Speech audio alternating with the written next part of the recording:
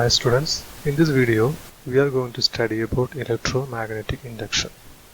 You know that electrical energy can be converted to different forms of energy.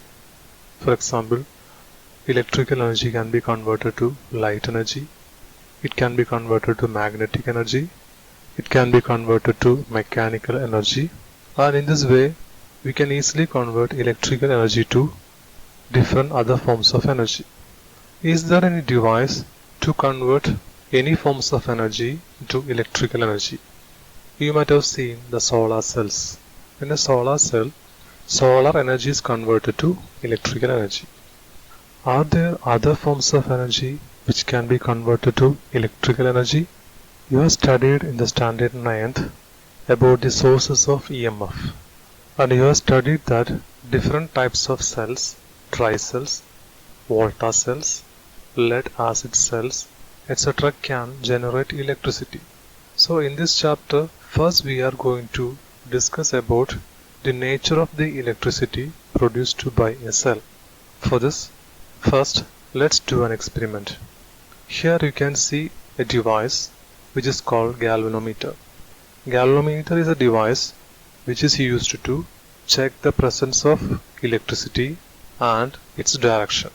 Just look at the needle of the galvanometer here. You can see that the needle is at 0. It means that there is no electricity in the circuit.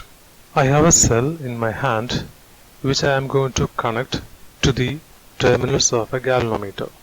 Just look at the needle of the galvanometer when I connected the cells to the terminals of the galvanometer. You can see that the needle is deflected to one side. Since the needle is deflected, we can assume that there is a presence of electricity. Since it is deflected to one side, it indicates its direction. Not only that, just look at the needle. The needle remains at a particular point, which means that the intensity of current is constant. Now just reverse the polarity of the cell and look at the needle. You can see that the needle is deflected in the opposite direction. It means that the direction of the current is changed. Here also you can see that the needle remains at a particular point. That means the intensity of current is constant. From this experiment, we can understand that the current flows from a cell will be always in one direction and its intensity will be constant all the time. So these type of current are known as DC or direct current. We can conclude that a current that flows only in one direction continuously is a direct current or DC. Here the energy change occurred is conversion of chemical energy into electrical energy. Are there other means to generate electricity? You have studied in the earlier chapter that a conductor in a magnetic field experiences a force. As a result, the conductor moves in the magnetic field. If so, if we move a conductor in a magnetic field, is there any chance to produce electricity? Or in other words, can we generate electricity from magnetic energy? So let's find out whether we can generate electricity from magnetic energy. For this, we can do another experiment. The materials required for this experiment are a bar magnet, a solenoid, galvanometer and connecting wires.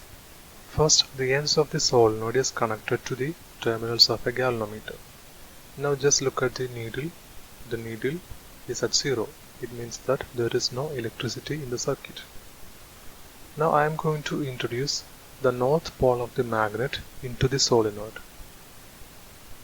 While introducing the north pole into the solenoid, you can see that the deflection of the galvanometer will be towards left side, and when the magnet becomes still inside the solenoid, the galvanometer needle remains at 0. It means that if there is no movement of the magnet, the electricity produced will be 0. If I am taking out the magnet from the solenoid, the needle will be deflected to the opposite direction. If I keep the magnet still and the solenoid is moved, the same observation can be seen. Now I am repeating the same experiment by introducing the south pole into the solenoid. Now you can see that the deflection of the galvanometer will be towards right, and when we keep the magnet still inside the solenoid, the deflection becomes zero. That is, there is no current in the circuit. If we remove the magnet from the solenoid, we can see that the deflection of the galvanometer will be towards left side. That means its direction is changed. Now repeat the same experiment by moving the magnet fast into and out from the solenoid. Now you can see that the direction of the galvanometer needle is always changing. It means that the direction of the current produced is also changing continuously. Not only that, its intensity will be continuously changing. Its intensity will be changing from 0 to maximum to one side, then decreasing to 0, again increasing to maximum to the other side, then decreasing to 0. In this way, its intensity and direction will always be changing. This current is known as alternating current or AC. So alternating current is the current that changes its direction and intensity at regular intervals of time. Thus, in this experiment, we have produced electrical energy from magnetic energy. So this phenomenon is known as electromagnetic induction. The current produced here is known as induced current, and the EMF produced by this phenomenon is known as induced EMF. Michael Faraday, an illustrious scientist in the fields of physics and chemistry, made his first invention in 1821. He showed that a current carrying conductor kept in a magnetic field can move. As a result of a series of experiments conducted by him in 1831, he could generate electricity from a magnetic field. Thus, he is known as the father of electricity.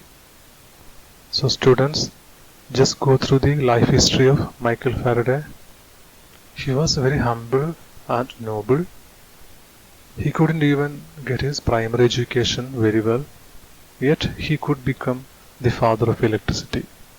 How could he attain that? That's why I asked you to go through the life history of Michael Faraday. So we have produced electrical energy from magnetic energy.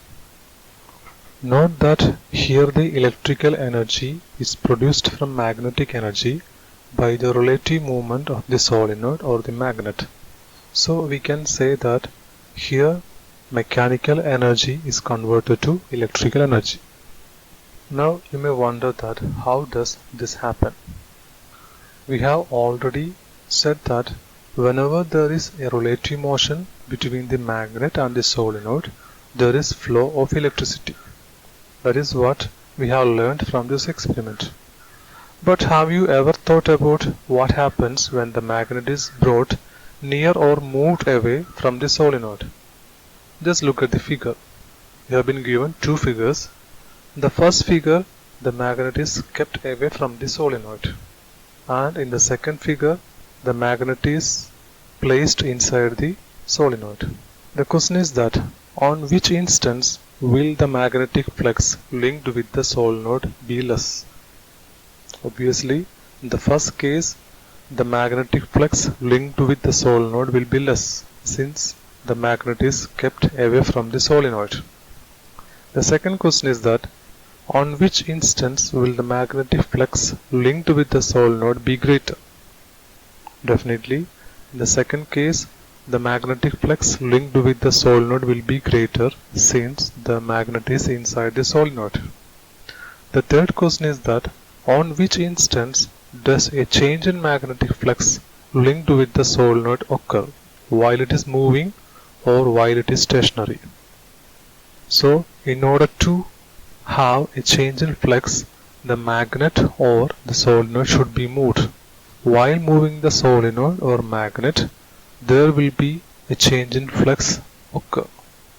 As a result, the electricity will be induced in the coil. Note that by the relative movement of solenoid or magnet, the electricity will be induced in the coil, not in the magnet. So this is what is happened during electromagnetic induction. So we can conclude that whenever there is a change in the magnetic flux linked with a coil, an EMF is induced in the coil. This phenomenon is called electromagnetic induction.